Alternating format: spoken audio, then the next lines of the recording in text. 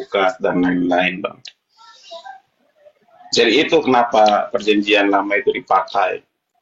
Karena memang nubuat tentang Yesus itu dan kutipan-kutipan dari perjanjian lama itu sering disebutkan oleh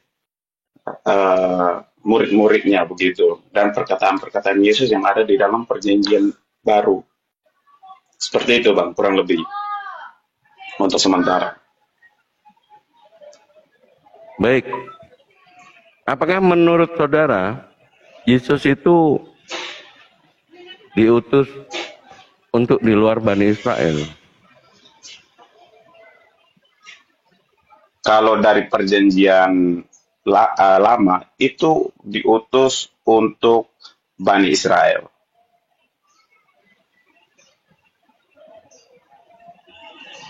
Coba di mana dalilnya, Bang? Ya, Bang. Dalilnya coba di mana? Sabar, Bang.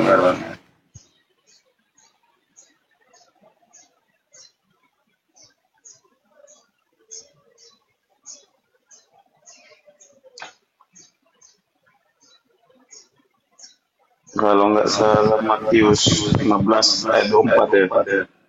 Iya, kalau Matius 15 nomor 24, jelas di situ dia mengatakan hanya definisi atau pemahaman Anda terkait dengan kalimat hanya untuk Sabar, Bang. Jaringan, Bang. Iya. Jadi kalau Coba Abang gitu baca aja dulu. Saya ini soalnya. Aku hanya diutus. Hanya diutus untuk atau kepada domba-domba yang hilang dari umat Israel.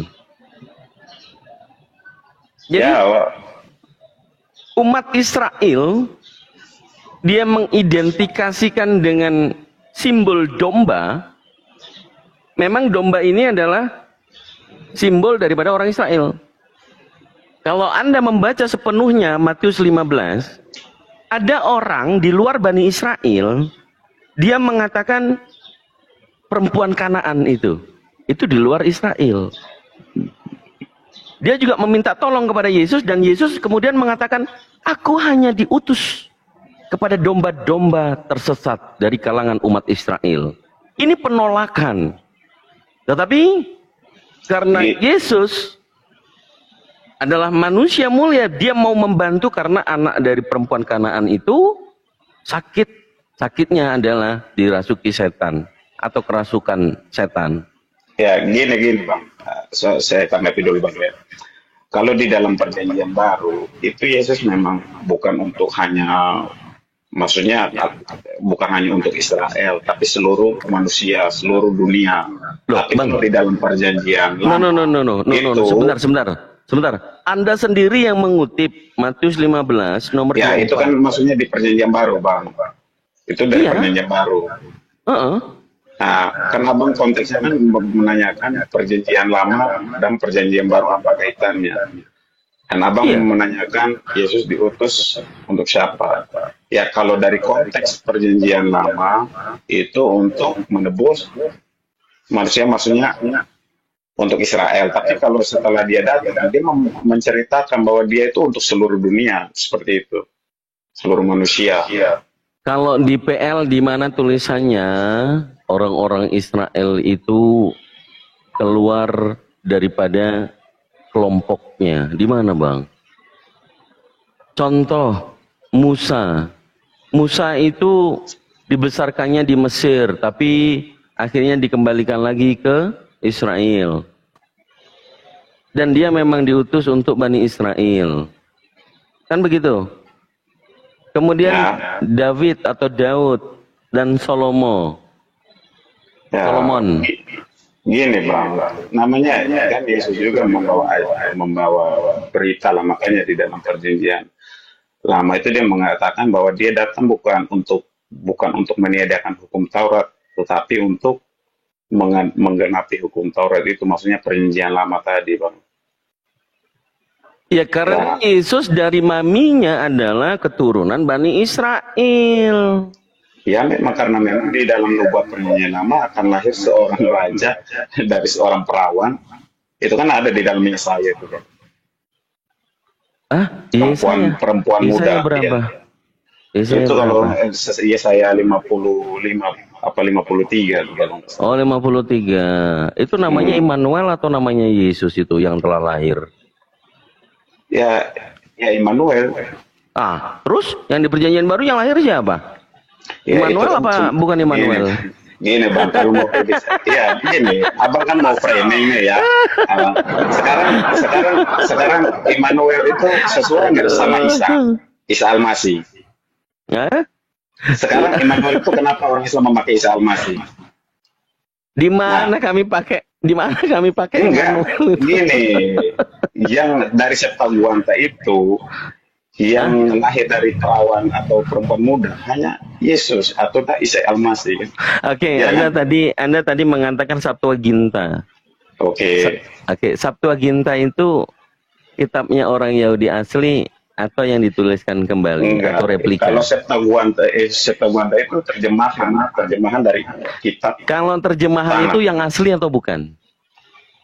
Kalau salinan, ya kalau salinan kan dia tetap sebenarnya kalau mau bertanya benar, maksudnya tulisan asli atau gini Bang, coba aku balik ya. Sabar dulu. Ini kita di ranah publik Bang. Ini kita di ranah publik, jangan membantah sesuatu yang sebenarnya sangat sederhana difahami oleh teman-teman yang ada di bawah. Ya gini Bang, itu jadinya logika falasi. Kalau Abang ya Anda yang mengalami logika falasi, bagaimana saya mengatakan apakah Septuaginta itu adalah originalnya atau terjemahan?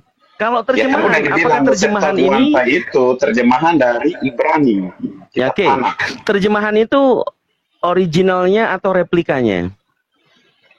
Gini ya Bang, aku jelasin dulu. Ibrani. No, aku butuh jawaban. Itu terjemahan dari Ibrani diterjemahkan oleh 72 orang itu ya. Oke Bang. Ya. Okay. Terjemahan itu bisa kita katakan replika atau tidak? Maksudnya gimana tuh Bang? Terjemahan itu kita bisa sebut terjemahan itu replika atau tidak? Ya, dia salinan ya. Salinan. Iya, tepuk tangan dulu. Ya. Kalau salinan itu yang disalin ini yang asli atau salinan itu dia mengarang bebas? Jadi begini Bang, salin dalam terjemahan. Karena nggak mungkin kita mengerti bahasa Ibrani Bang, waktu itu. Makanya disuruh terjemahkan. Gitu Bang. Aduh, salah besar Anda. Enggak, memang kan itu Ibrani itu diterjemahkan oleh 72 orang Yahudi waktu itu kan. Iya, apakah mereka tidak mengalami, sebentar Bang, apakah mereka tidak mengalami gendala dari 72 orang itu, meskipun ada yang mirip menerjemahkan, tapi ada yang mengkoreksi tidak? Iya, makanya di ini kan, 72 orang itu kan mereka menerjemahkannya mereka menulisnya dalam, maksudnya terpisah-pisah, jadi bisa dilihat kan mana yang sesuai dengan sesuai sama apa? Sesuai dengan isi terjemahannya. Maksudnya antara yang 72 orang itu, dari mereka yang 70 kira-kira terjemahan yang satu dengan yang lainnya sama nggak? Oke, yang aslinya gini Bang. Dari 72 rabai-rabai itu yang menuliskan kembali, mereka ini memegang atau menghafal? Ya, mereka membawa kan seluruh tanah itu kan.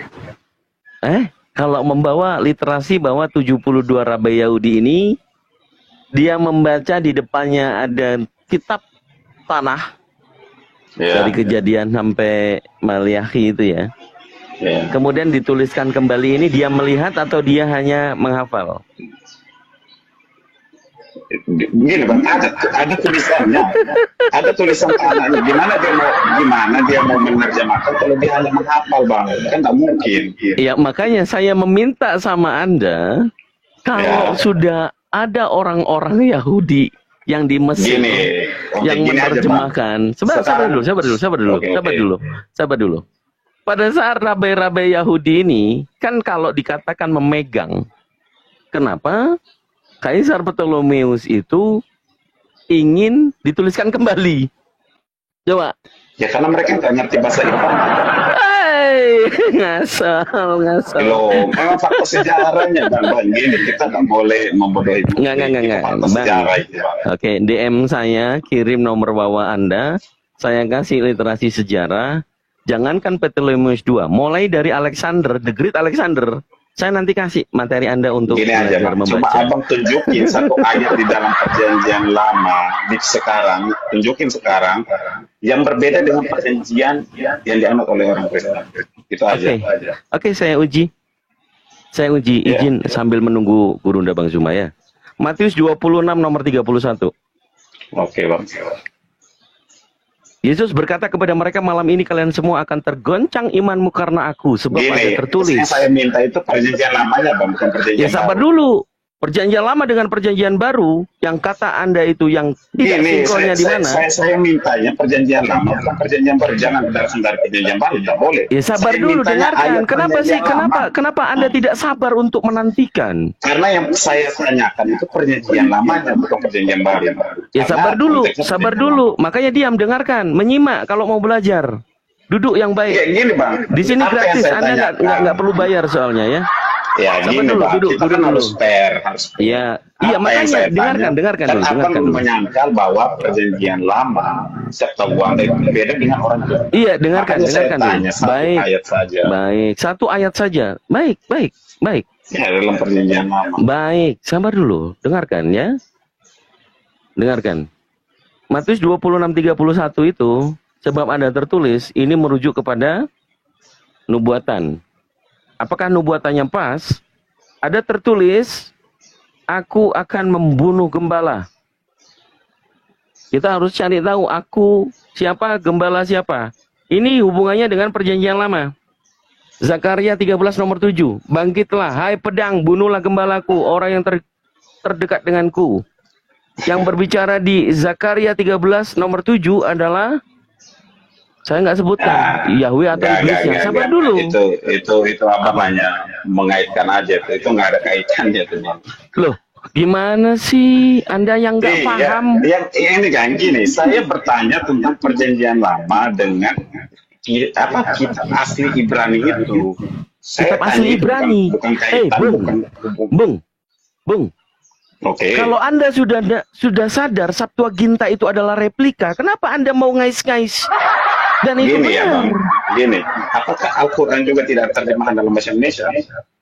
Terjemahan itu untuk fungsi memaknai ayatnya. Iya, sama. Saya berikan dalil kepada Anda. Gini. Surah Yusuf. Septuaginta itu adalah terjemahan dari Ibrani agar semua orang bisa tahu. Apakah terjemahan itu aslinya? Apakah bahasa Indonesia itu bahasa asli dari bahasa Arab? Tidak, makanya itu untuk memaknai. Makanya Al-Quran sampai sekarang, makanya dengarkan. Orang ini bebal sekali ya kalau diskusi ngotot ya. Sabar dulu, Bang. Jangan modal main timpa-timpa orang ngomong, gantian kita ngomongnya. Kalau merujuk kepada Al-Quranul Karim, kami seluruh umat Islam di dunia membaca Al-Quran itu yang kita baca adalah Arabnya. Surah Yusuf QS 12 ayat 2. A'udzubillahi minasyaitonir rajim. Bismillahirrahmanirrahim. Inna anzalnahu Qur'anan Arabiyyan la'allakum ta'qilun. Shadaqallahul adzim. Itu ayat sucinya, itu Al-Qur'an. Bagaimana memahami makna itu? Terjemahan kita bisa gunakan sebagai orang Indonesia. Apa maksud ayat yang dilantunkan sama Kang Dito tadi? Terjemahannya untuk memaknai berbunyi, kami menurunkan Quran berbahasa Arab agar kalian memahami maknanya. Clear. Terjemahan bukan Al-Quran. Maha benar Allah dengan segala firman-Nya. Nah sekarang saya mirror. Habis ini Anda jawab.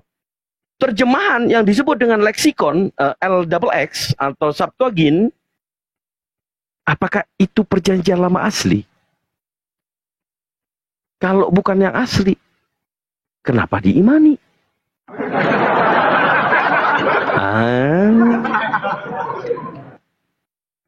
Silakan Bang Nobler, dibuka mic-nya.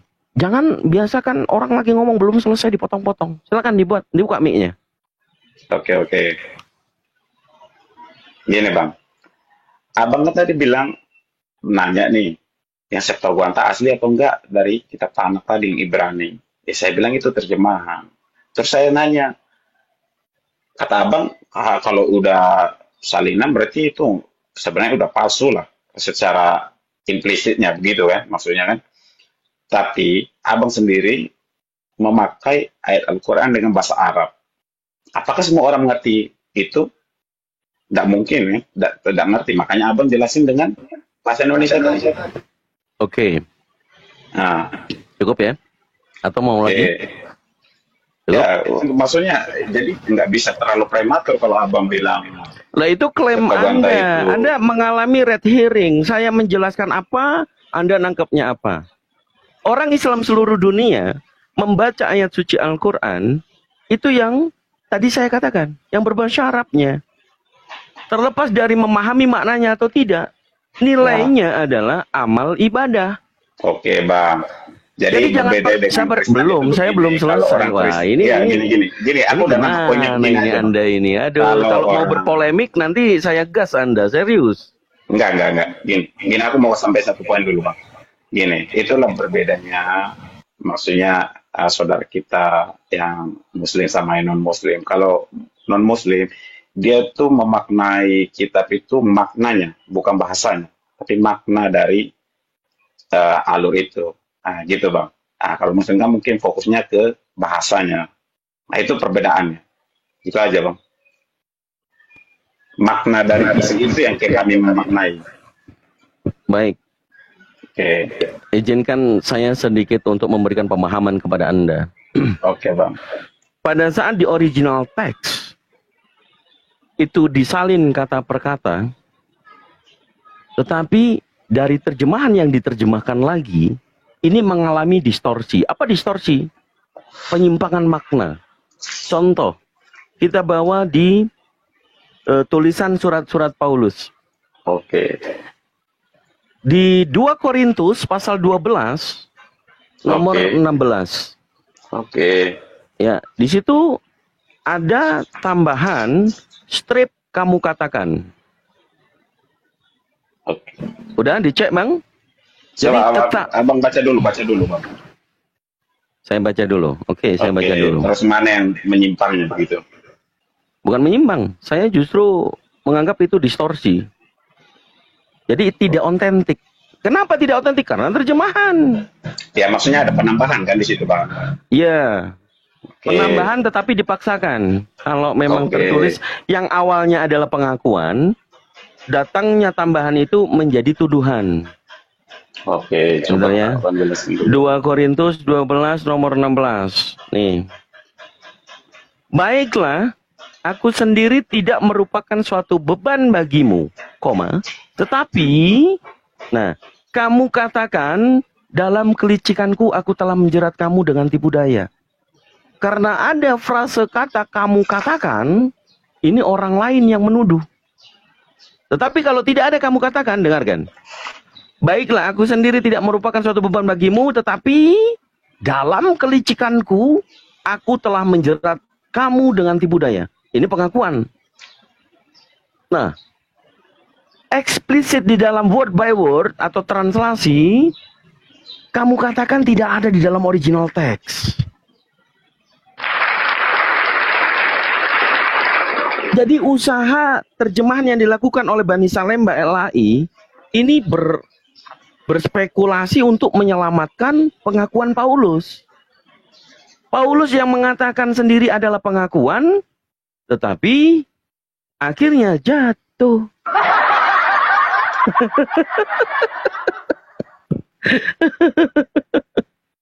Allahu Akbar. Jadi kalau terjemahan pasti distorsi, tidak bisa tidak. Kita juga melihat terjemahan yang untuk memahami makna ayat suci Al-Quran pun mereka temukan. Saudara-saudara Kristen ini menemukan yang dia katakan ini distorsi. Apakah seluruh orang Islam itu percaya dengan terjemahan tidak lebih mengunggulkan tafsir daripada ulama tafsir? Kan gitu kan? Masya Allah. Jadi pemahaman kita, kalau memang pengakuan Paulus sendiri yang mengatakan, aku ini licik, aku ini nipu kalian, gitu kan. Tapi otennya malah nggak tahu, gitu kan.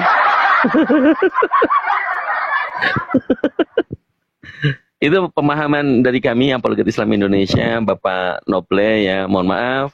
Kalau itu suatu kebenaran, Anda perlu renungkan, Anda perlu diskusikan kembali kepada pendeta, karena hidup Anda itu menyokong kehidupan pendeta. Jangan dibiarkan, Mbak. Ya, jangan dibiarkan pendeta-pendeta itu selamat dari tanggung jawabnya, gitu kan. Kalau perlu, pinjam handphonenya pendeta, instalkan TikTok, ya kan, suruh masuk ke room sini, supaya tidak memalukan, gitu kan. Gitu, Iwan Sila, insyaallah. Ya, silakan, saudara Kristen, kalau yang mau naik, klik ketik 3. Ketik 3, ya. Ketik 3. Silakan. Ngudut dulu, Kang. Belum. Belum. Ya, silakan. Buat saudara-saudara Kristen, kita tidak ada penyerangan. Justru di sini, awalnya kalian naik untuk mempertahankan, bukan kita meminta Anda mempertahankan. Tapi jalannya tema, kaitannya perjanjian lama dengan Oten itu, apa? Kalau Anda bisa jelaskan secara referensi, validasi, baik fakta, sejarah, maupun yang ada tertulis dalam Bible itu sendiri, ya itu bagus. Jadi Anda termasuk orang yang mungkin kita nantikan dalam diskusi ini. Gitu. Silakan naik. Tempat saya sudah mulai azan juga.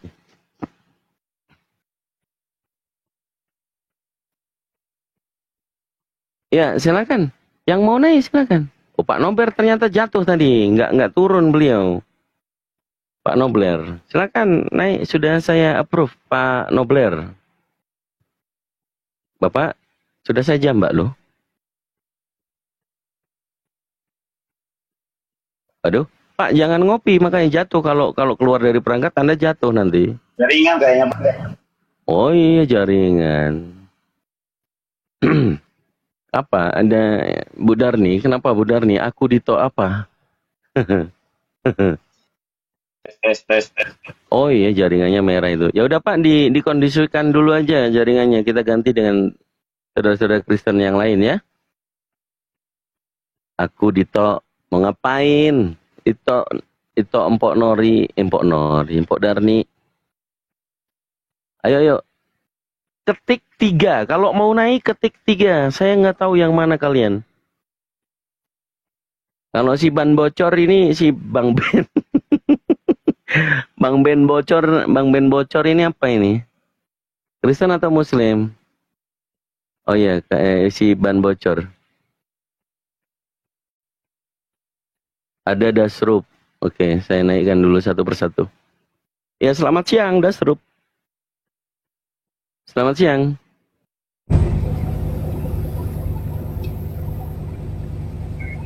Selamat siang. Dasrup, selamat siang. 1, 2, 3. Oh, saya turunkan ya kosongnya. Oke. Siapa lagi?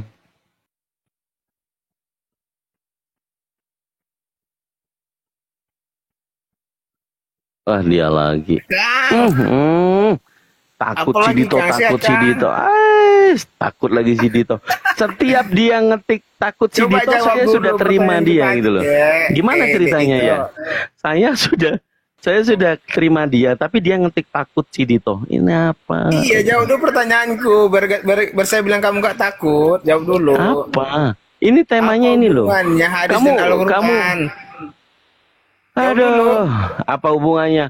Al-Quran itu kalam Allah, hadis itu firman Allah juga yang dititipkan di dalam lisan Rasulullah. Saya tanya lagi. Jadi keduanya, belum. Aduh, ini nih yang bikin aku gatal pengen nendang kau ke neraka. Tambah dulu. Ya. Jadi ada hadis Rasulullah SAW ya mengatakan bahwa aku tinggalkan 2 pusaka bagimu, yaitu Al-Quran dan As-Sunnah. Itu selesai, itu valid dalilnya. Jadi kalau kemudian ini temanya kau blurkan, ya kau nggak layak. Mantap teman-teman di bawah. 20 orang yang tapping turun langsung disepak pantatnya ke neraka. Aduh, pemahaman masih kalah dengan pemahamannya anak SD kelas 1 ya. Pemahaman tentang Al-Quran dan As-Sunnah itu adalah keduanya sama-sama firman Allah.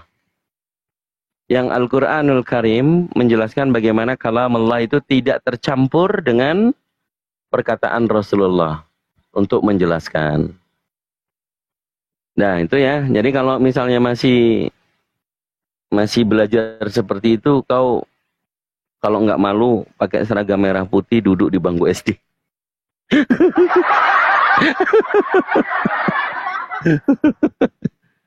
Aduh, Allah Akbar. Yuk, silakan. Yang Kristen yang sudah ajukan permintaan, ketik 3 ya. Ketik 3.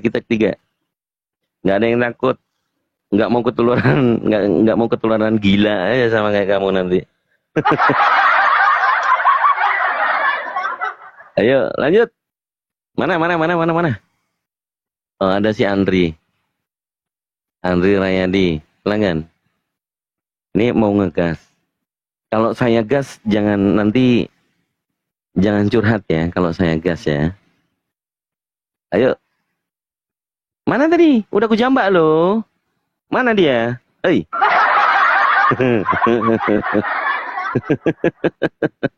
Si Ben kasihan dia. Ngambek dia. Ginjal-ginjal di bawah dia. Apa ginjal-ginjal? Bukan ginjal di dalam manusia ya. Ini apa?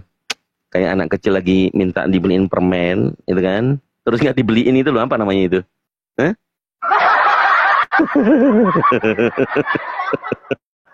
Allahu Akbar. La haula wala quwwata illa billah. Ya Allah. Insyaallah. Yuk. Silakan. Ketik 3 dong, ketik 3. Ayo, supaya kita tahu. Supaya teman-teman yang muslim juga nggak berani pencet 3. Kalau pencet 3, wah bahaya. Jingkrak ya. Kalau jingkrak mah ini joget-joget di itu kan. Bukan yang kayak nangis sambil kakinya gobet-gobet gitu loh. Gobet-gobet gitu kan. Nggak mau, aku mau naik. Dilempar. Klesotan ya, bisa jadi tuh. Tantrum ya, ditendang sama viewer, sama netizen luar biasa ya. Kekuatannya netizen bisa membuat dia terpental atau langsung hilang. Ini Restu 27 nih, ini yang sering, mudah-mudahan dia orangnya. Ya, selamat siang Restu.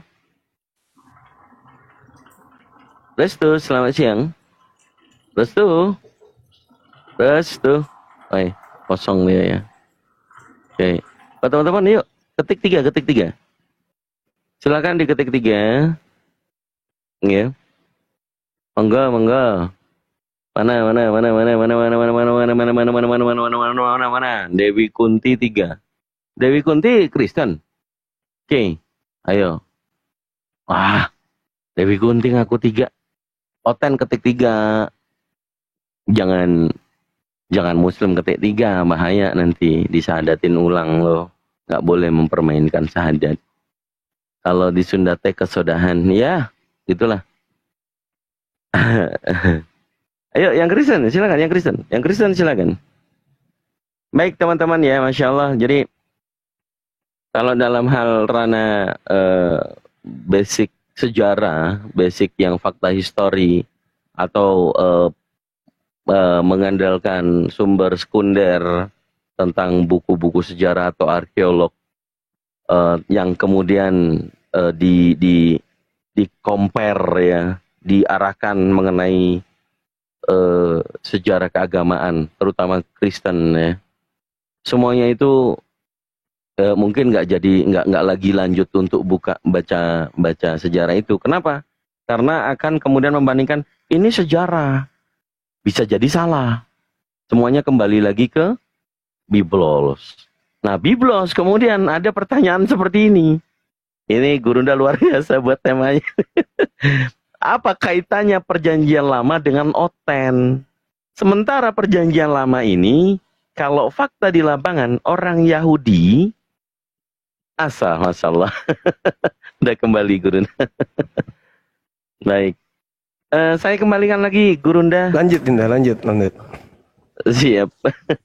Jadi kalau kita mau sharing gitu ya Gurunda ya. Nah, Ahwan, kalau dari background sejarah seperti yang saya katakan tadi, di era sebelum Masehi, Ptolemeus II sebagai kaisar itu memerintahkan 72 rabi-rabi Yahudi. Masya Allah. Apa itu Gurunda? Iya Dinda, sebelum kita lanjut saya ingin promosi dulu ini. Siap. Produk Bang Suma sendiri, skincare untuk anak bangsa. Ya, saya iklan karena ini adalah produk dari BZ. Ini punya Bang Suma sendiri ya teman-teman. Skincare. Nah ini satu paket seperti ini. Yang mau jadi distributor silakan menghubungi admin kita ya. Ada di nomor admin. Dan kemudian teman-teman yang ingin, adminnya berapa? Kasih foto. Ya, yang mau jadi distributor 0815 tambah 27, tolong diketik di bawah, tambah 28 tambah 22. Ya teman-teman, ini produk BZ, ini sudah BPOM-nya sudah aman, alhamdulillah, sudah uji kelayakan, hasil labnya juga sudah ada. Jadi teman-teman laki-laki bisa. Nah ini ada hasil labnya, hasil labnya. Nanti yang butuh hasil lab bisa langsung menghubungi admin kita ya untuk melihat izin-izin dari BPOM-nya juga semuanya sudah lengkap. Iya, barcode-nya langsung bisa dicek kan di sini. Kalau Anda sorot barcode-nya ini, itu muncul semua ya, komposisi isinya di dalam termasuk legalitasnya, aman. Ini yang mulai. Nah, contoh nih ya, contoh ini, mana HP-nya? Muncul kan di HP? Nah, itu. Muncul langsung.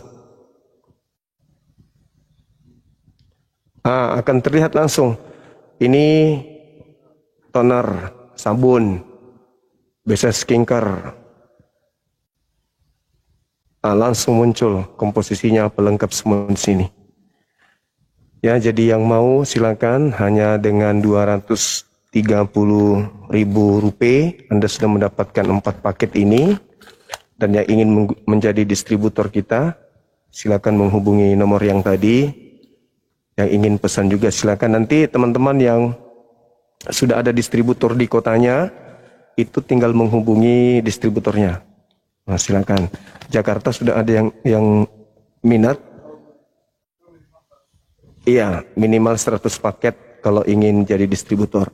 Supaya nanti tidak mintanya langsung ke Makassar, tapi melalui distributor-distributor yang ada. Misalnya di Jakarta ya distributor aja langsung di Jakarta. Di Surabaya dan seterusnya. Ini produk kita sendiri. BZ. Nama produknya BZ Skincare, Bang Suma Skincare. Ini kurang lebih penggodokannya ini hampir 5 bulan. Baru keluar semuanya. Untuk apa ini? Produk apa ini? Muka sama seperti yang saya pakai. Muka sudah 2 bulan. Kemudian kulit tangan, laki perempuan bisa. Jadi sambil nonton debat, pasang kayak gini habis nonton debat, sambil nonton orang berdiskusi pakai ini. Oke. Untuk lebih jelasnya, karena saya tidak terlalu paham secara mendetail untuk menjelaskan ini, silakan menghubungi admin saya, Bang Satli, beliau yang tahu. Ini sekedar iklan saja bagi yang mau kemudian berbisnis, silakan jadi distributor kita.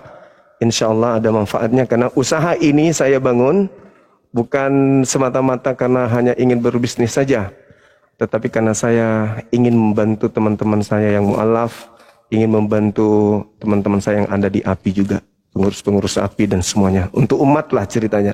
Makanya kita tidak mengejar keuntungan besar. Yang penting masyarakat Indonesia pada umumnya secara nasional menggunakan produk dari Bang Suma.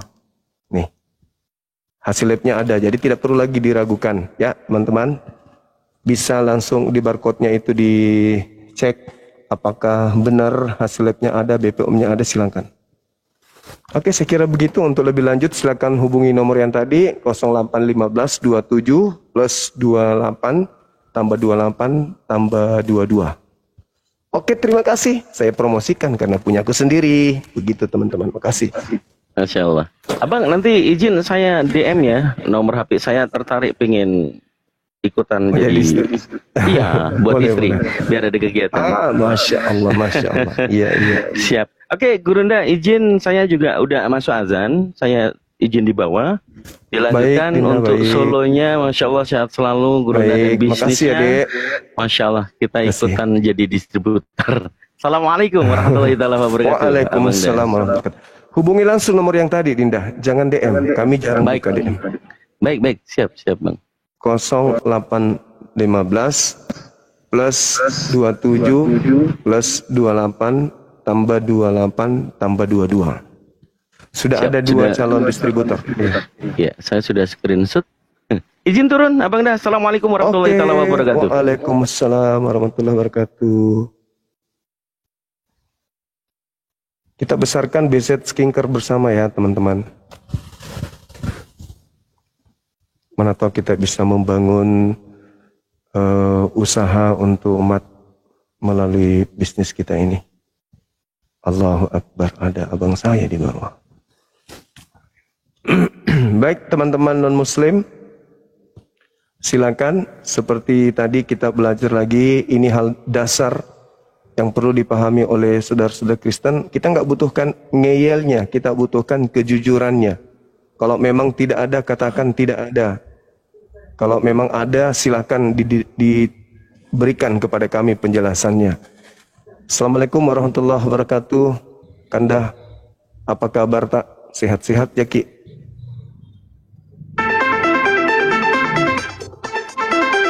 Halo?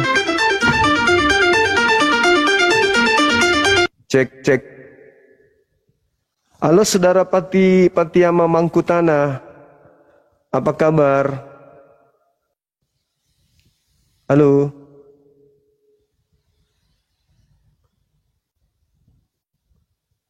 Kanda, gimana kabar tak ini? Kan?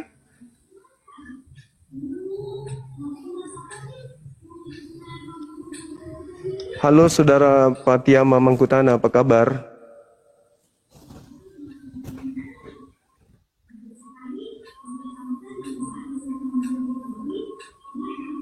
Lagi sariawan kayaknya.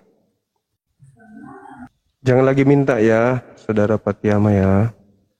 Karena sudah dikasih kesempatan, tapi tidak dimanfaatkan dengan baik. Kita naikkan lagi yang lain.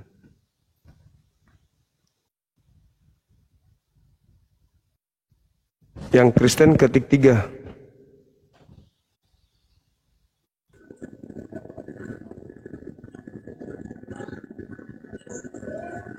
Halo, saudara Denmas.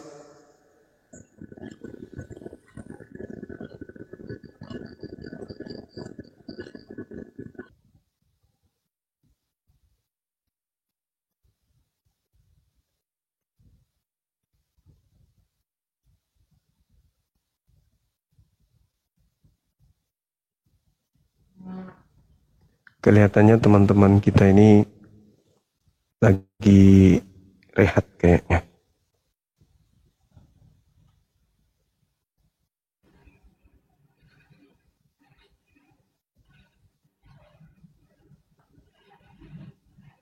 Halo, selamat siang.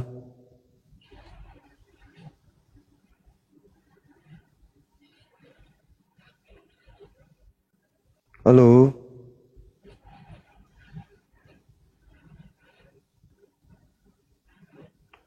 Eka Yustika. Halo. Tidurkah? Matiin Roy. Abang kita, Kanda peta lempuk monitor. Matiin Roy lagi. Vicky anak manja. Waalaikumsalam warahmatullahi wabarakatuh. Tidur, Ki? Oh, Istirahat?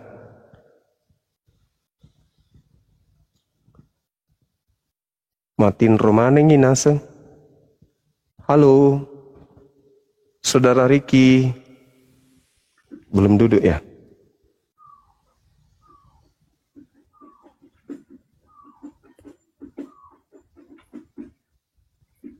Halo? Halo, Riki.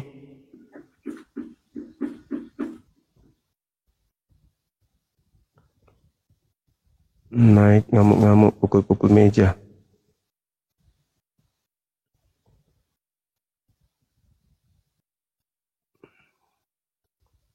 La la la la la. Nah, oke. Saudara.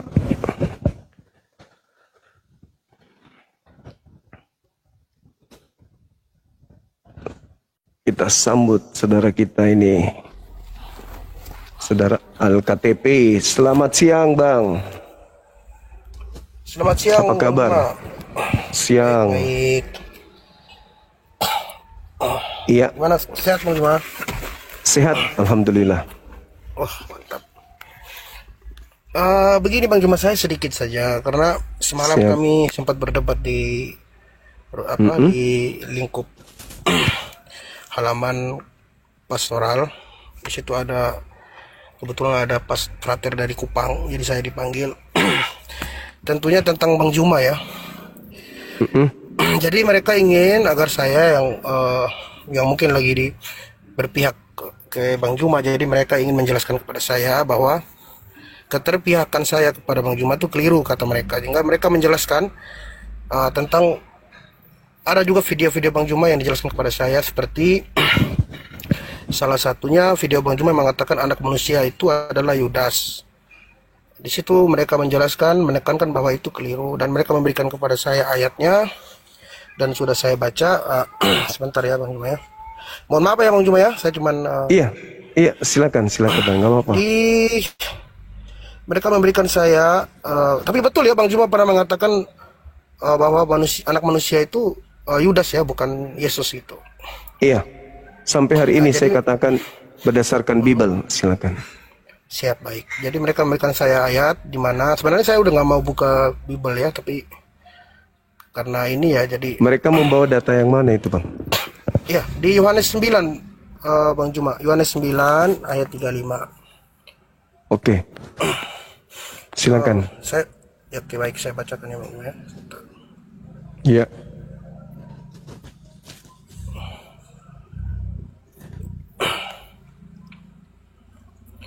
Yohanes 9 ayat 35. Ya, di sini Yesus mendengar di sini berbunyi gini ya Bang Juma. Yesus mendengar bahwa ia telah diusir ke kota oleh mereka. Kemudian ia bertemu dengan dia dan berkata, "Percayakah engkau kepada anak manusia?" Jadi ini menceritakan orang buta yang disembuhkan oleh Yesus, orang buta yang dari lahir. Iya. Bang Juma ya. Iya. Kemudian dia tidak mengetahui siapa yang menyembuhkan dia. Kemudian Yesus berkata kepadanya, "Percayakah engkau kepada anak manusia?" Lalu orang buta itu menjawab, "Siapakah dia Tuhan, supaya aku percaya kepadanya?" Kata Yesus kepadanya, "Engkau bukan saja melihat dia, tetapi dia yang sedang berkata-kata dengan engkau, dialah itu. Katakan, aku percaya Tuhan." Katanya, "Aku percaya Tuhan." Lalu ia sujud menyembahnya. Kata Yesus, "Aku datang ke dalam dunia untuk menghakimi supaya barang siapa yang tidak melihat dapat melihat, dan supaya barang siapa yang dapat melihat menjadi buta." Di situ ada orang-orang Farisi dan ahli Taurat yang menyaksikan. Demikian Bang Juma. Silakan tanggapi Bang. Iya. Justru dengan membawa daripada Yohanes 9 ini membuktikan bahwa yang disalib itu bukan dia. Itu bukti akurat. Karena ternyata dia mengatakan anak manusia kan. Yesus di dalam Yohanes 9 nomor 38 itu, bukan 38 ya. 38, 39. Di situ Yesusnya mengatakan anak manusia. Nah, terkait yang diterangkan di dalam Yohanes 9 ini, itu adalah tentang biiznillah, tentang izin Allah kepada Yesus untuk memperlihatkan mukjizat tanda kepada Bani Israel kalau dia itu adalah utusan Tuhan. Justru ini yang akan membantah Paulus. Siapakah dia? Dia adalah anak manusia. Yesus anak manusia. Galatia 1 nomor 1, nomor 11, nomor 12. Yesus yang datang kepadanya bukan anak manusia. Sedangkan Yesus membuktikan menyembuhkan orang mati, orang-orang buta, membangkitkan orang mati, membuat orang lumpuh berjalan. Itu untuk membuktikan kalau dirinya utusan Tuhan. Mana buktinya? Yohanes 5 nomor 36. Ada kesaksianku yang lebih penting dari kesaksian Yohanes Pembaptis. Bahwa seluruh pekerjaan yang aku kerjakan, maksudnya mujizat yang diberikan Bapa untuk aku kerjakan, pekerjaan itu yang aku kerjakan sekarang, dan pekerjaan itu yang memberi saksi bahwa Bapa yang telah mengutus aku. Berarti Yohanes 9 tidak sedang membahas tentang penyaliban. Siapa yang disalib, Yesus atau Yudas? Bukan. Dia membuktikan kalau dia anak manusia ini adalah Mesias yang ditunggu oleh Bani Israel, yang datang dengan berbagai macam mukjizat yang diperlihatkan oleh Yesus di tengah-tengah mereka. Nah, mukjizat yang diperlihatkan oleh Yesus ini kepada Bani Israel ini bukan untuk membuktikan dia Tuhan, tapi untuk membuktikan dia adalah utusan Tuhan. Itu. Sedangkan kalau Anda lihat di dalam Kisah Para Rasul 2 nomor 22, orang Israel harus tahu. Yang kumaksud adalah Yesus dari kota Nazaret, seorang manusia yang telah ditentukan oleh Allah untuk melakukan mukjizat, kekuatan, tanda-tanda yang dilakukan oleh Allah melalui perantaraan dia. Jadi Yesus melakukan mukjizat itu bukan dari dirinya, tetapi dari Allah. Allah yang melakukan mukjizat itu, menyembuhkan orang mati yang melakukan itu Allah. Membangkitkan orang mati yang melakukan Allah. Membuat orang lumpuh berjalan oleh Allah melalui perantaraan Yesus. Makanya Yesus mengatakan, aku tidak dapat berbuat apa-apa dari diriku sendiri. Loh, kok kamu bisa membangkitkan orang mati? Ya itu karena Bapa yang memberikan itu kepadaku. Bapa yang melakukan itu melalui aku, bukan aku. Jadi kalau pastor mengatakan salah Bang Suma, itu tidak ada hubungannya Yohanes 9 dengan penyaliban. Itu mengklarifikasi Yohanes 9 kalau Yesus itu justru adalah utusan Tuhan yang dikasihi. Sebagai utusan Tuhan yang dikasihi, Yesus tidak mungkin disalib. Karena salib itu, sampaikan pada pastornya, salib itu untuk siapa? Menurut Yahudi, menurut Romawi. Romawi salib adalah untuk penjahat nasionalis. Yesus memenuhi syarat? Tidak. Menurut Yahudi, salib adalah hukuman bagi orang yang melakukan dosa yang sepadan dengan hukuman mati dan dikutuk oleh Elohim. Nah, sekarang Yesus memenuhi syarat itu? Tidak juga. Berarti menurut Elohim, menurut Romawi, Yesus anak Maria tidak memenuhi syarat untuk disalibkan. Sebab salib bagi Yahudi adalah hukuman bagi orang yang melakukan dosa yang sepadan hukuman mati. Salib bagi Tuhan, Elohim, adalah hukuman bagi ciptaannya, bagi hambanya yang dikutuknya oleh karena dia melakukan dosa yang sepadan dengan hukuman mati. Yesus memenuhi syarat enggak? Enggak. Jadi siapa yang memenuhi syarat di situ? Yudas. Kata siapa itu Yudas? Ya Paulus sendiri yang menulis. Kalau itu adalah Yudas. Apa buktinya? Terkutuklah Kristus. Dia tidak menebus Yesus. Dia menyebut Kristus. Kristus telah menebus kita dari hukum Taurat, dari kutuk hukum Taurat dengan jalan menjadi kutuk. Sebab kita, karena ada tertulis, terkutuklah dia yang digantung di tiang salib. Nah, tertulis ini dikutip di mana oleh Paulus? Harus ke Ulangan 21, 22, 23. Ternyata yang tertulis di situ adalah yang disalib ini pelaku dosa yang dikutuk oleh Elohim.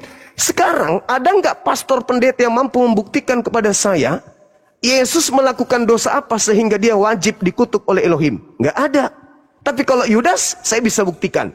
Ulangan 27 nomor 25. Firman Tuhan berkata di situ, terkutuklah orang yang memakan suap. Siapa yang terkutuk? Yesus atau Yudas? Yudas. Kenapa pastor pingin kali Yesus? Karena Paulus menjual Yesus, bukan menjual Yudas. Andai saja Paulus menjual Yudas, maka di situ pasti pastornya akan mengatakan itu adalah Yudas. Kenapa? Karena Yudas datang untuk nebus dosa kita. Tapi karena Paulus menjual Yesus, maka dia pastor harus Yesus, meskipun Yesus tidak memenuhi syarat. Kenapa pastor Paulus mengatakan itu Yesus? Karena iblis datang kepadanya di padang gurun menjual nama Yesus. Kalau nama Yudas yang dijual laku enggak? Enggak. Makanya sebelum ini terjadi, Bung, iblis mencoba Yesus dulu kan? Iblis datang kepada Yesus. Wahai Yesus, benarkah kau ini anak Tuhan? Kalau benar, berarti namamu ini mahal. Kalau benar, berarti namamu ini bisa kujual. Kamu akan kuberikan kuasa, Yesus. Langit bumi akan kuberikan kepadamu kuasanya jika engkau menyembahku. Sebab aku berkuasa memberikan kuasaku ini kepada siapapun yang aku kehendaki. Itu diterangkan dalam Lukas 4. Apa kata Yesus? Tidak. Hanya kepada Tuhan Elohimmu saja kamu harus mengabdi. Jadi Yesus tidak menerima kuasa itu. Selesai. Pencobaan selesai. Nomor 13-nya, iblis mundur dari Yesus dan menunggu waktu yang tepat. Nunggu waktu yang baik. Selesai. Iblisnya apakah tidur?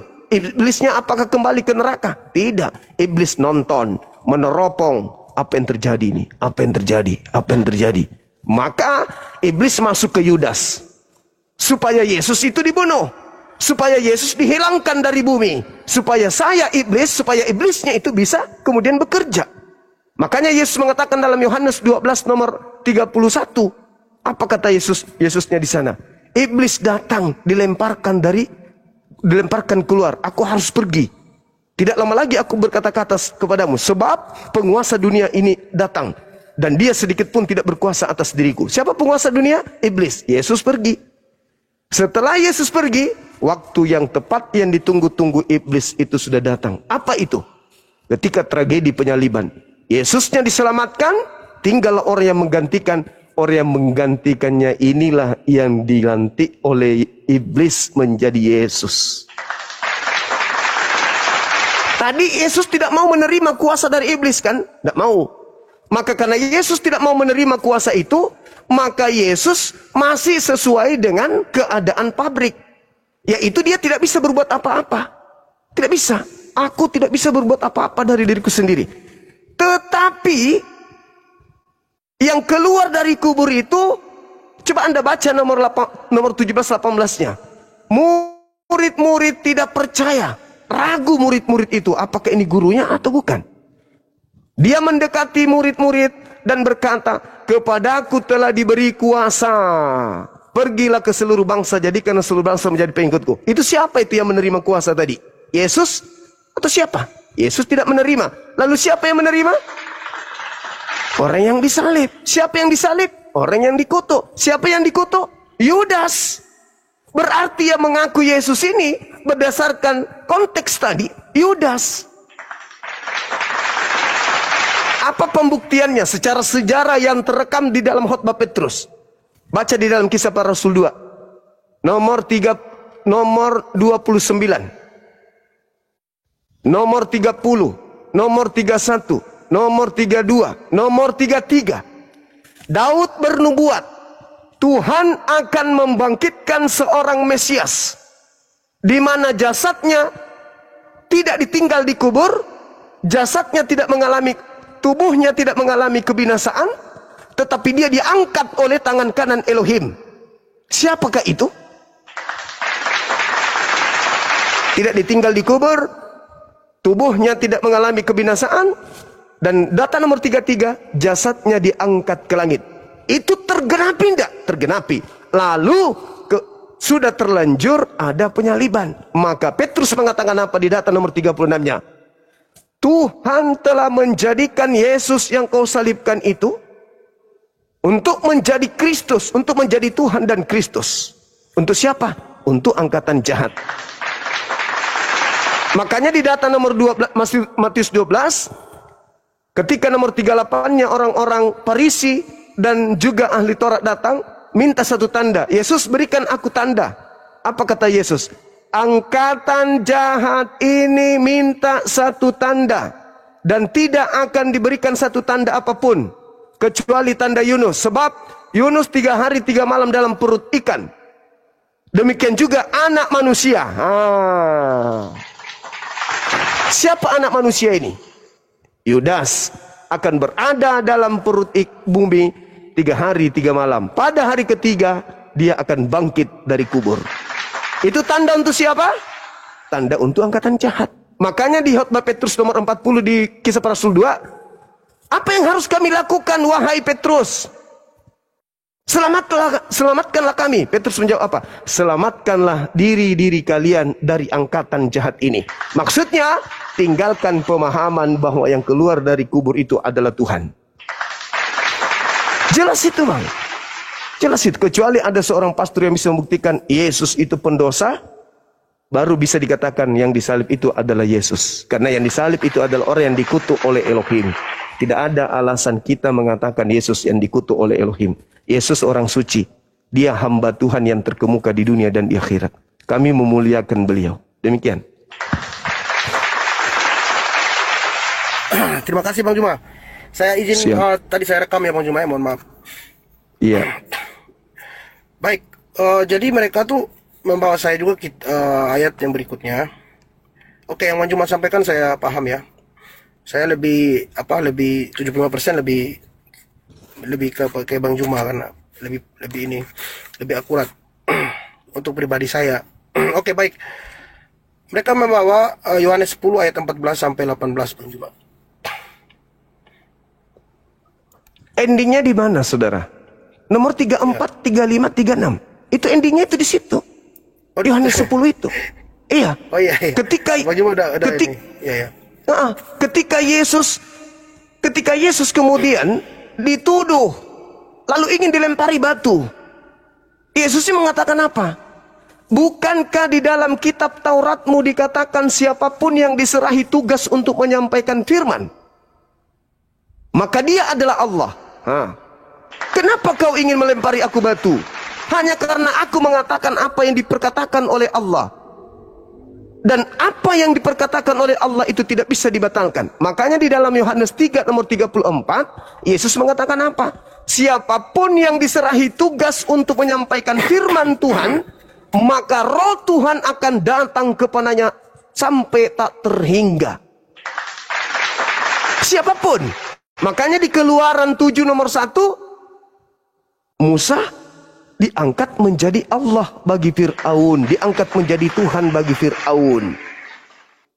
Yesus diangkat menjadi Theos bagi Bani Israel. Sebab dia datang menyampaikan firman Tuhan. Makanya Yesus mengatakan, apa yang kau dengar dari mulutku itu bukan dari aku, tetapi dari dia yang telah mengutus aku. Maka kesimpulan saya, saudara, andai saja Yesus hidup hari ini, lalu ada di Monas, berdiri di atas puncak Monas, pakai toa, lalu dia berkata, wahai seluruh umat manusia, aku inilah Tuhanmu, tidak ada Tuhan selain aku, sembahlah aku.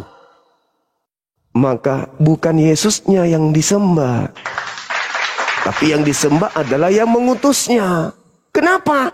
Karena yang keluar dari mulut Yesus itu bukan dari dirinya, tapi dari Tuhan yang memerintahkan kepadanya untuk ia ucapkan. Yohanes 12:49. Aku tidak berkata-kata dari diriku sendiri. Apa yang aku katakan, apa yang keluar dari mulutku adalah apa yang diperintahkan untuk aku katakan dan aku sampaikan. Jadi tidak ada dasarnya kemudian Yesus itu adalah yang disalib. Nggak ada. Dia orang suci. Jangankan untuk berbohong, untuk berkata-kata saja itu bukan dari dirinya. Itu adalah atas perintah dari Bapa. Kalau di Islam, ma qultu lahum illa ma amartani bih. Bahkan dikatakan, qala subhanaka ma yakunu li an aqula ma laysa li bihaqqa. Bagaimana mungkin aku mengatakan suatu ucapan yang bukan hakku untuk aku katakan? Aku tidak punya hak untuk mengatakan itu. Nah, kenapa kemudian orang Yahudi di Yohanes 10 itu ingin menghukum, menghakimi Yesus? Karena mereka memang sedang mencari-cari kesalahan. Baca Yohanes 11-nya nanti itu di Yohanes 11, kemudian di data nomor 53. Mulai hari itu mereka sepakat untuk membunuh Yesus. Maka seluruh kesaksian-kesaksian palsu, tipu muslihat, itu dilakukan oleh orang-orang Yahudi, orang Farisi, mahkamah agama untuk merusak Yesus. Kenapa? Karena, sampaikan kepada pastor, karena penyaliban itu terjadi bukan karena dosa waris, bukan karena ingin membebaskan Katolik Roma, Vatikan, bukan karena dosa waris dari Adam, tetapi baca Yohanes 11 nomor 45 sampai nomor 57, penyaliban itu terjadi oleh orang-orang Yahudi disebabkan karena mereka takut bangsanya dirampas oleh orang Roma dan tempat sucinya dirampas oleh orang Roma. Maka imam kepala Kayafas bernubuat hari itu juga bahwa Yesus harus mati tahun ini juga untuk bangsa Israel, supaya bangsa Israel tidak dirampas oleh Romawi. Maka Yesus yang harus mati. Itu dasar latar belakangnya. Yesus ingin disalib bukan karena dosa waris, bukan karena Yesaya, bukan karena ulangan, bukan. Itu hanya tipologi, tipu-tipu daripada bapak-bapak gereja mula-mula. Sekira begitu.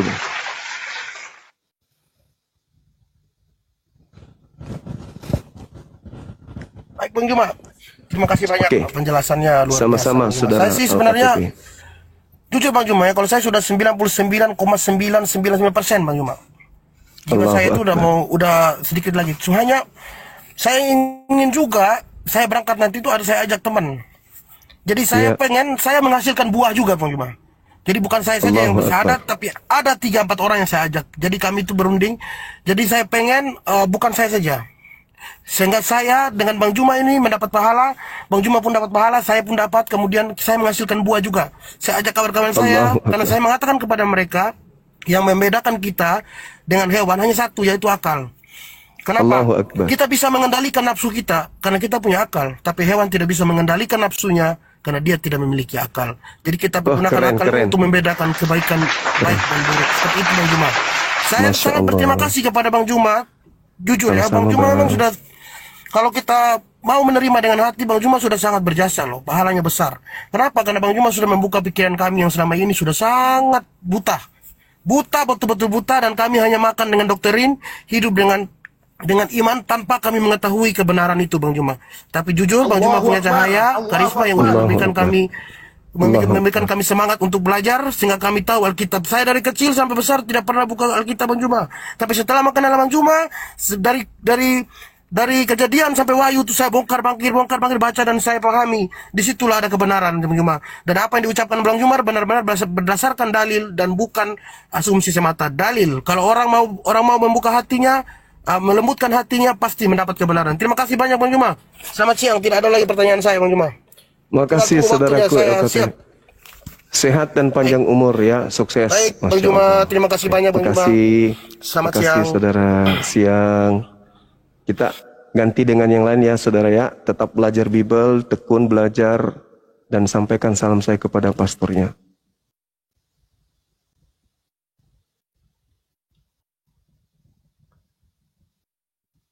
Allahu Akbar. Masya Allah. Enak kali dia. Begitu masuk Islam langsung surga. Wah keren.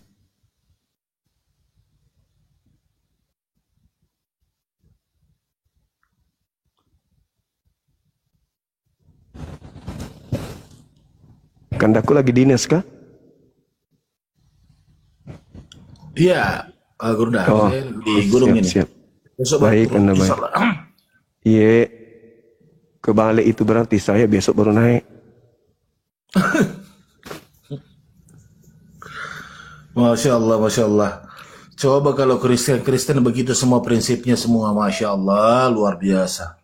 Akal yang dia pakai. Iya, dia gunakan akalnya untuk melihat Bible-nya. Karena memang betul Kang Gurunda, masih banyak kebenaran-kebenaran sebenarnya yang ada di Bible-nya. kalau dia mau menggunakan akal sehatnya.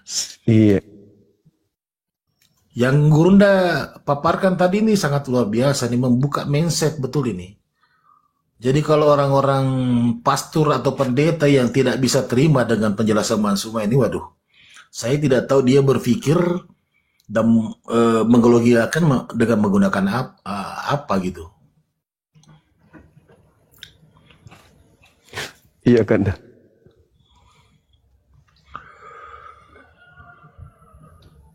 Mana tadi turun ya? Turun. Tema ini harus kita angkat Kanda, karena memang masih banyak teman-teman kita Kristen ini yang awam, yang hanya telan doktrin dogma saja tanpa mereka mau mempelajari Bible ini dengan baik. Ini hari Tabu nih. Iya, saudara kita dari saudara siapa lagi namanya? Karola. Oke, saudara. Vegetarian beliau ini. Baik. Ya, selamat siang. Siang. Siap. Ya, boleh juga menurut apa di sini ya? Ya, oke, menurut stiker ya, apa kaitan? Apa kaitannya? Orang Manado ini. Orang Manado. PL dengan organ. Iya. Siap. Oh, teman kita ini dari Zoom dulu. Ya. Dari Zoom. Dari Zoom sekarang TikTok belum terlalu Siap. lama. Tapi kayaknya bukan namanya dulu. Siapa lagi namanya dulu? Agung ya, bukan siapa? Emang ini. Bukan beda. Namanya ini memang yang di depan. Di depan, di tengah, Karol. dan di belakang. Karol. Di belakang kecenderungannya, tendensinya di belakang ya. Oke, Karol. Silakan Karol. Ya, jadi kaitan Yesus atau ya kaitan kami, saya pikir kaitan kami dengan perjanjian lama ya ada dalam Matius 5 itu ya. Yesus mengatakan jangan kamu menyangka aku akan meniadakan hukum Taurat, tapi melainkan untuk menggenapi. Iya, 15-nya ya. Menggenapi Taurat. Ya, Matius 5 lah. Ya, itu setahu saya ya. Gimana? Iya. Saya tanggapi ya. Nah, kalau saudara membawa Matius 5 ini, sebelum semuanya terjadi, apa itu? Langit dan bumi lenyap. Itu terkonfirmasi di Lukas 16:17. Kata Yesus, sebelum langit dan bumi lenyap, setitik pun dari hukum Taurat itu tidak bisa dibatalkan. Nah, kalau Taurat itu tidak bisa dibatalkan, berarti kitab Taurat ini selama-lamanya hanya untuk Bani Israel. 1. Yeremia 31. Nomor 31, 32, 33. Apa kata Tuhan Bani Israel? Aku akan mengadakan perjanjian baru dengan Bani Israel dan Bani Yehuda. Kita nggak masuk. Yaitu tidak sama dengan perjanjian aku kepada nenek moyang mereka ketika aku membawa mereka dari Mesir keluar kepada tanah perjanjian. Mereka telah mengingkari perjanjianku itu. Maka aku mengadakan perjanjian baru. Aku akan memasukkan hukum Taurat ke dalam batin setiap dari Bani Israel. Kalau hukum Taurat ini tidak dibatalkan, Kristen tak ada. Karena Kristen datang itu akibat hukum Taurat itu batal. Dibatalkan oleh sosok Kristus di atas tiang salib. Sehingga Paulusnya mendoktrin Galatia 2:21. Jika engkau mengharapkan ada kebenaran di Taurat, di hukum Taurat, maka sia-sialah kematian Yesus. Sia-sialah kematian Kristus. Oleh karena itu, kalau hukum Taurat ini tidak dibatalkan sedikit pun, Kristen nggak ada, Bang. Kristen tak ada. Kenapa demikian? Kita lihat. Ulangan 33:4. Hukum-hukum yang datang kepada Musa adalah hak milik kepunyaan jemaat Yakub. Jemaat Yakub artinya Ben Yakub, keturunan Yakub. Ending dari semuanya itu, yang pada Yakub, yang pada Bani Israel, aturanku yang datang kepada Yakub, hukum-hukumku yang datang kepada Bani Israel, dengar, tidak aku berikan kepada bangsa lain. Lalu, kenapa bisa hukum-hukum ini ada di Kristen? Kristen, ya saya ngambil Katolik lah, Vatikan, Roma, karena dia adalah Kristen yang pertama, yang paling tua, yang paling senior. Kenapa ada kitab itu di dalam agama orang Roma, Vatikan? Sementara Tuhan mengatakan hukum-hukumku yang datang kepada Yakub dan aturan-aturanku kepada Israel, ya Israel ya Yakub juga, tidak aku berikan kepada bangsa lain. Nah, Ben Yakub, Ben Israel berarti 12 suku. Naftali, Dan, Ruben, Yusuf, Benyamin, Yehuda, dan seterusnya. Itu hukum-hukum yang datang kepada 12 suku ini tidak diberikan kepada bangsa lain. Selesai perkara. Berarti Kristen ini, mohon maaf, apapun sektenya, ya penumpang gelap. Kalau dia menggunakan kitabnya Bani Israel yang ini, kitab Tanak, maka dia diduga kuat menggunakan kitab Spanyol, kitab separuh nyolong dari Bani Israel. Gitu saudara. Mungkin selain Matius 5 yang tadi, ada lagi yang bisa kami pahami, apa dasarnya, apa kaitannya, benang merahnya antara kitabnya Yahudi dengan orang-orang Kristen ini. Silakan. Ya baik. Ya kalau dari saya, maksudnya ya dari pemahaman saya, mungkin secara subjektif ya. Karena kan kami ini tetap memelihara misalnya 10 perintah Allah. Jangan membunuh, jangan apa semua itu, jangan menginginkan, jangan bersaksi dusta. Ya, jadi makanya saya anggap ya kami tetap memegang Taurat. Ya, kalau contoh lainnya, kalau dari ayat ya, nah ini Petrus ya. Saya tahu Petrus adalah murid Yesus. Dari 2 Petrus 2 ayat 12. 2 Petrus 2 ayat 12. Nah, tapi ini juga menurut saya yang mau berpikir seperti juga Alkitab tadi katakan. Tapi Alkitab tadi sebenarnya tidak perlu merekam karena ini kan ada di YouTube.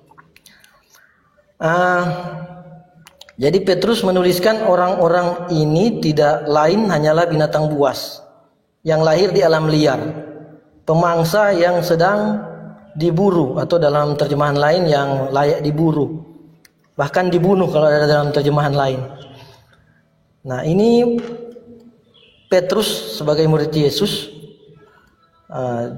saya melihat malah Petrus sepertinya mengubah pemahaman yang ada dalam kitab Kejadian 1, seputaran Kejadian 1 ayat 27-28 tentang menguasai, tentang kepenguasaan manusia pada hewan-hewan ya. Dan sebenarnya hewan-hewan dalam Kejadian 1 itu bukan hewan-hewan itu dilahirkan bukan hanya untuk dimangsa dan dibunuh dalam terjemahan, seperti dalam terjemahan. Jadi ya memang terus terang saya melihat ini ya, tulisan Petrus ini ya dari segi jalur benang merah antara Petrus dan Yesus ada. Kami boleh ya pengikut bapak-bapak gereja mengikut Petrus juga, sebagai diterima entah sebagai tadi klaim sepihak atau apa, Petruslah paus pertama ya. Tapi terus terang tulisan Petrus ini malah sepertinya malah membantah, malah membuat tidak ada jalinan hubungan antara hewan diciptakan pada awalnya untuk apa? Karena malah Petrus menulis di sini seakan-akan hewan liar itu, hewan binatang buas itu hanya lahir itu untuk dimangsa dan dibunuh. Iya, jadi gini Bung, ada yang harus diluruskan. Kalau Anda mengatakan bahwa Petrus ini adalah paus pertama, itu keliru besar. Anda pelajari sejarah kepausan pertama itu membantah sendiri. Sebenarnya bukan Petrus Kepas murid Yesus. Bukan. Itu bukan. Yang kemudian sampai ke Roma itu bukan beliau. Kenapa? Kalaupun dia, berarti dia kemudian yang menggenapi nubuatan yang ada di dalam Matius 24 nomor 24 bahwa Kristus palsu akan menyesatkan murid pilihan. Kita urai kisi-kisinya. Pertama, menurut Yesus di dalam Matius 10 nomor 5, Yesus berpesan kepada ke-12 muridnya, termasuk Petrus dong, agar jangan ke bangsa lain, tetapi pergilah kepada domba-domba yang sesat dari umat Israel. Kalaupun Petrus sampai ke Roma, berarti dia sedang mencari domba-domba sesat dari Bani Yakub, bukan mencari orang Roma. Kenapa? Paulus memberikan klarifikasinya. Di mana Paulus mengatakan itu? Di dalam Galatia 2 nomor 8. Apa kata Paulus? Petrus diutus kepada orang-orang yang bersunat saja. Sedangkan aku Paulus diutus kepada orang-orang yang tidak bersunat. Jadi Yesus sendiri yang membantah keadaan itu.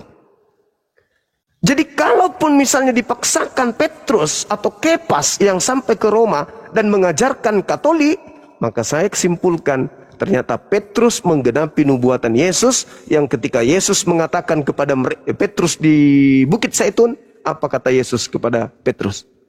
Waspadalah kepada penyesat yang datang kepadamu Petrus, yang datang memakai namaku Yesus dan berkata akulah Kristus. Mereka akan menyesatkan banyak orang. Camkanlah, aku telah mengatakannya terlebih dahulu kepadamu. Kalau ada yang mengaku Kristus, bertemu Kristus di sini, Kristus di sana, jangan kamu percaya. Sebab Kristus palsu dan nabi-nabi palsu akan datang dan banyak melakukan mukjizat, sekiranya juga menyesatkan murid pilihan.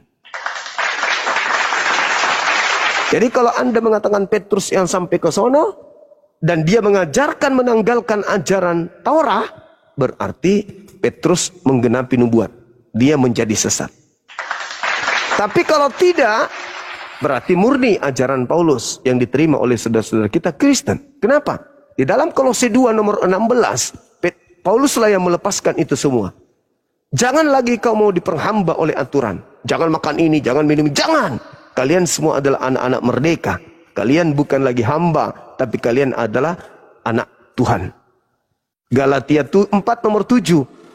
Sekarang kamu bukan hamba lagi. Sekarang kamu adalah anak Tuhan. Sebagai bukan hamba, jangan kau mau diikat oleh aturan Tuhan. Di mana tertulis? Galatia 5 nomor 1. Kristus telah memerdekakan Kristen dari aturan dan membebaskan dari kuk penghambaan.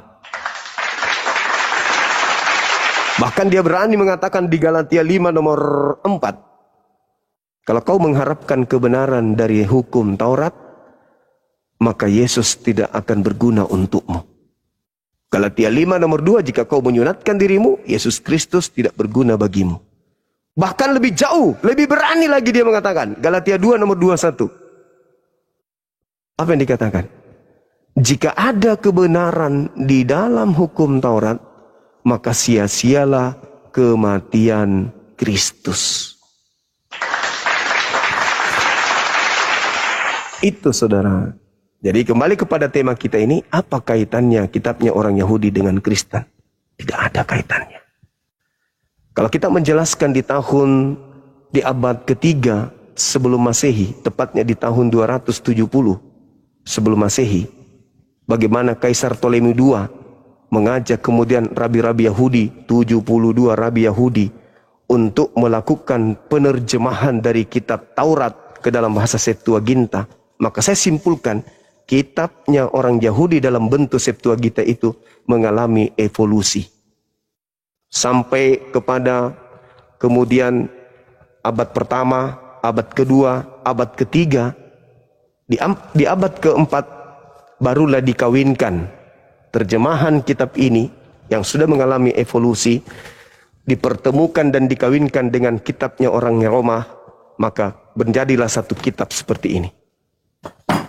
Jadi terjemahan kitab Tanakh Torah yang sudah mengalami evolusi itu digabungkan sebisa mungkin, dicocokkan dengan kitab yang dikanon, dengan surat-surat Paulus, didukung oleh Kisah Para Rasul 1, 2, lalu kemudian 1 Petrus 2 Petrus. Jadilah kitabnya orang Kristen. Tanpa ada hubungan secara validasi dan juga legitimasi secara firman Tuhan. Itu enggak ada. Hanya karena adanya Origen, adanya kemudian Lusisian dan Hosesius. Hosesius di abad ke-3 atau abad ke-4. Jadilah kitabnya orang Katolik. Tapi tak ada hubungannya secara validasi. Seperti itu, saudara. Silakan. Ada juga memang aturan dalam imamat atau aturan dalam Torah. Nah, yang saya lihat terus terang berbeda dengan nurani saya. Imamat 20 ayat 15 sampai 16. Seorang laki-laki tidur dengan binatang, pastilah keduanya dihukum mati. Jadi hewan dan manusia hukum mati, sama juga dengan seorang perempuan berkelamin dengan hewan juga dihukum mati, bahkan hewannya.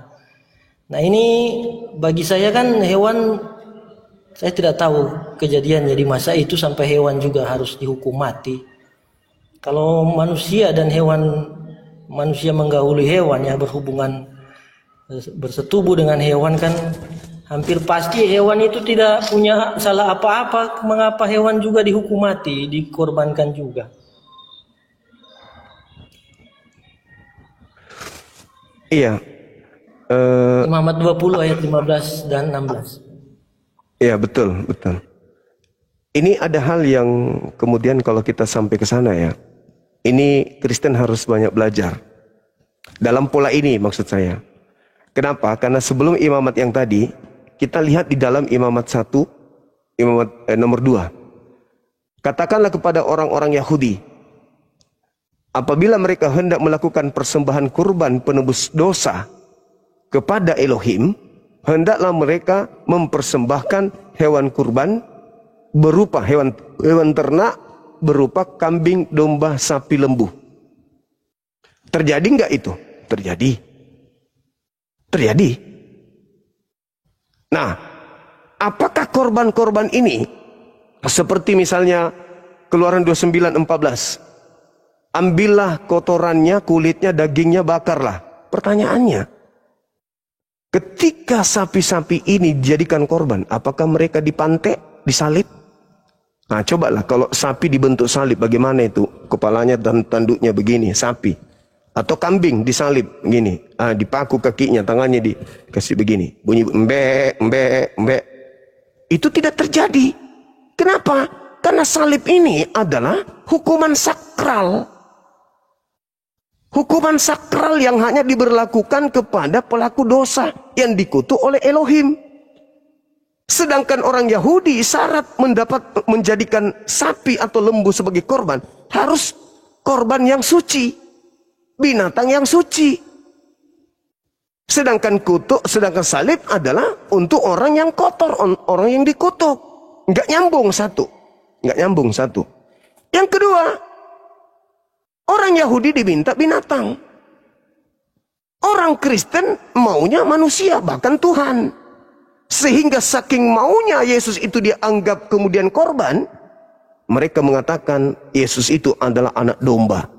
Kan itu penghinaan. Yohanes 1:29. Itu yang kedua. Yang ketiga, penebus dosa yang berjasa atas hilangnya dosa Yahudi adalah kambing. Kambing yang menjadi korban, rela nyawanya pergi Demi untuk dosa-dosanya Yahudi, dia rela kemudian melepaskan nyawanya seekor kambing. Artinya, kambing ini berjasa menghapus atau Tuhan menebus dosa Yahudi melalui kambing. Pertanyaannya, kenapa orang Yahudi tidak menyembah kambing? Atau kenapa orang Yahudi tidak mengatakan Elohim turun ke bumi karena besar kasihnya kepada anak manusia, kepada manusia, maka ia turun ke bumi berupa kambing, lalu menyerahkan nyawanya di atas salib untuk dipantek, disembeli agar menyelamatkan dosa-dosa Yahudi. Kenapa tidak pakai konsep seperti itu? Padahal ada jalannya, benang merahnya ada. Ambillah kambing, domba, sapi, lembu untuk menebus dosa-dosamu. Wow, aku melakukan dosa. Supaya habis dosaku, aku bunuh kambing. Maka disaliblah kambing. Krak, dipaku, cak, cak, cak. Keluar lidah kambing. Dipotong, dibakar. Terima kasih kambing. Karena kamu, aku punya dosa terhapus. Sembahlah itu kambing. Sebagaimana kau menyembah Yesus. Karena Yesus berjasa menghapuskan dosamu. Maka kau sembah Yesus. Orang Yahudi tidak menyembah korban. Orang Yahudi memberikan kemudian korban itu karena perintah Elohim. Kalau konsep Kristen yang dipakai, maka Yahudi akan menyembah masing-masing kambingnya. Orang Yahudi mencuri, berzina. Mana kambing yang bagus hapus dosa zinaku? Yang ini bagus. Warna kulit bulunya warna pink. Diambillah kambingnya. Krek, dipotong, dibikin patungnya, disimpan di rumahnya. Oh Tuhanku, kambingku yang telah menghapus dosaku. Nah, itulah yang terjadi sekarang di Kristen. Jadi pola yang dianut oleh Kristen ini memang aneh dan tidak cocok dikatakan bahwa mereka ini adalah agama samawi. Nggak ada hubungannya. Kecuali ada contoh di Yahudi, korban-korban mereka berupa sapi, kambing, lembu, domba disalib, lalu mereka katakan ini Tuhan kami yang nusul menjadi kambing untuk dosa-dosa kami, itu baru masuk. Lah ini kambingnya nggak disalib, tidak dipantek, tidak dibuatkan patung, tidak ditelanjangi, tapi sama fungsinya dengan Kristus, menghapus, menebus dosa Yahudi. Tapi sayangnya mereka tidak menyalibkan, sayangnya mereka tidak kemudian menjadikan itu Tuhan yang datang dalam rupa kambing. Tapi kalau Kristen aneh dia. Kenapa bisa demikian? Karena Yesus memang sudah berpesan, waspadalah kepada penyesat yang datang kepadamu, mengaku aku, dia akan menyesatkan banyak orang. Jadi kalau ada yang mengaku bertemu dengan aku di gurun dalam bilik, jangan kau percaya. Pasti kau disesatkan. Nah buktinya, manusia pula yang dibunuh, yang dijadikan sebagai tumbal penebus dosa. Tuhan pula manusia pula yang dituhankan lagi. Kenapa tidak mengikuti pola yang ada di Yahudi? Karena dia menebus dosaku, kambingku ini, maka dia adalah Tuhanku. Nanti berubah, anakku adalah Tuhanku, berubah lagi, kambingku adalah Tuhanku. Mampus sudah. Jadi begitu saudara Karol, tidak ada kemudian jalan untuk menerima Kristen ini berdasarkan ajaran kitabnya orang Yahudi. Gak ada. Saya sudah 18 tahun mengkaji Bible. 18 tahun saya mengkaji buku-buku ini.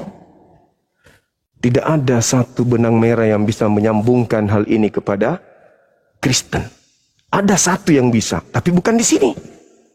Tetapi di dalam kitab Perjanjian Baru. Datangnya Kristus kepada Paulus di gurun. Nah, Kristus yang gurun ini yang kemudian yang mengajarkan kekristenan itu dan sekaligus mengajarkan mengambil kitabnya orang Yahudi dalam bentuk terjemahan untuk dikawinkan menjadi satu kitab dengan kitabnya orang Kristen. Lahirlah Katolik.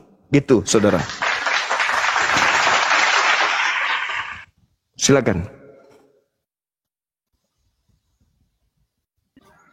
Ya baik, sebenarnya ada ayat-ayat dalam Perjanjian Baru juga yang memang saya perlu melihatnya lagi, perlu bukan merevisi ya, tapi perlu mengkaji kembali makna balik itu. Mungkin satu tulisan Paulus, mungkin 1 Timotius 1 Timotius 4 ayat 4 mungkin. Kalau bukan di Petrus Coba. ya. Silakan coba. 1 Timotius 4 ayat 4. Itu berbicara mengenai anak angkatnya Paulus. Silakan. Terkait dengan apa? Apakah itu tentang doa ya? Doa 1 syukur, Timotius. ungkapan syukur. 1 Timotius 4 ayat 4 ya. Oh iya Coba. betul ini. Semua yang diucapkan Allah itu baik. Jika diterima dengan ucapan syukur. Syukur. Karena semua yang diciptakan Allah itu baik. Satu pun tidak ada yang haram jika diterima dengan ucapan syukur. Syukur. Sampai 4 ya. Ya, sepertinya ini ada kaitan ayat nomor 1 sampai nomor 4 ya. Tahu saya orang-orang kawan-kawan diskusi dan debat saya biasa menggunakan 4 nomor sekaligus ini. Mengenai doa ya, doa ucapan syukur, boleh dibilang disimpulkan bahwa doa ucapan syukurlah yang membuat apa yang kita terima, kita manfaatkan itu tidak perlu memberatkan hati atau tidak perlu kita menganggap itu haram. Tetapi dalam kajian dan dalam data para ilmuwan justru tidak terlalu benar hal ini, karena apapun yang kita manfaatkan itu punya dampak negatif tertentu kalau itu boleh dibilang berlebihan, kalau tidak mempertimbangkan amdal atau analisis dampak lingkungan gitu.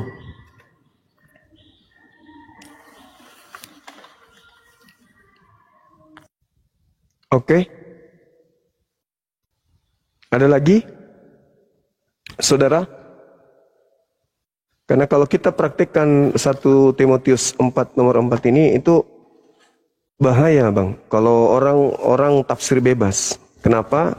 Yang ngambil barangnya orang, habis itu kita bersyukur, makan jadi halal, itu tidak bagus.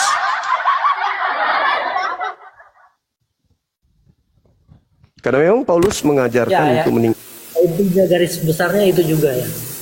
Iya. Garis besarnya ya itu yang tidak saya. Makanya saya katakan tadi, saya akui perlu saya kaji lagi atau saya renungkan lebih jauh lagi tentang yang tertulis dan maksud yang sebenarnya terdalam di balik ini. Iya. Tidak ada yang haram. Makanya saya melihat kenapa agama ini kemana-mana, merampas, menjara dan seterusnya, karena ada dorongan dari Bible itu sendiri. Jadi halal ketika diterima dengan syukur. Dan yang kedua, karena merasa mereka adalah pewaris, maka alam semesta ini ya milik bapaknya mereka. Karena mereka menganggap diri mereka anak Tuhan, ya punyaku itu punyaku semua karena bapakku itu yang punya. Alam ini punya bapakku, suka-suka gue dong.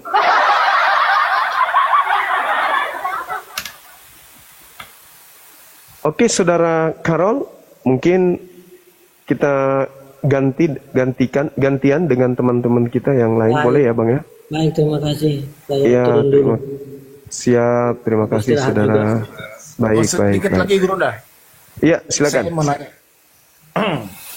Silakan, Kanda. Karol, ketemu lagi nih Karol ini, kurang lebih sekitar 4 tahun yang lalu ya baru kita ngobrol-ngobrol ini. Jadi dari tiga tadi pengajuan apa ya, bukan pertanyaan, bukan juga materi, tetapi semacam klaim, itu tiga-tiganya Karol sendiri itu semuanya sudah, kalau saya tangkap ya, mohon dikoreksi kalau salah, itu Anda sudah meragukan apa yang tertulis dalam kitab yang saudara pegang sekarang ini. Nah sekarang kira-kira apa yang membuat Anda bertahan lagi? Karena kenapa saya katakan demikian?